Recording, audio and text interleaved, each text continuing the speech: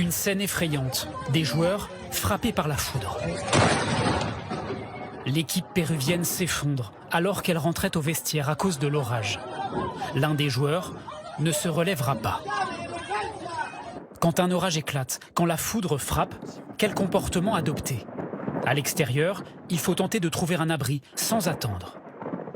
Un orage est dangereux dès que l'on entend tonner. Ça, c'est une règle qu'il faut vraiment avoir et il faut rejoindre au plus vite un abri en dur. Alors, à défaut, un véhicule, et on ne reprend les activités qu'au moins une demi-heure, donc 30 minutes, après avoir entendu le dernier coup de tonnerre. Même s'il pleut, ne pas déplier un parapluie, car sa pointe en métal peut attirer la foudre. Et surtout, ne jamais se réfugier sous un arbre. Sur cette vidéo tournée en Inde, ces 4 personnes pensaient se protéger de l'orage. La foudre tombe sur cet arbre, 1 mort, 3 blessés. S'il n'y a pas d'abri aux alentours, voici la position qu'il faudrait idéalement adopter. S'accroupir, les pieds joints, les genoux serrés, et faire le dos rond pour limiter son exposition à la foudre.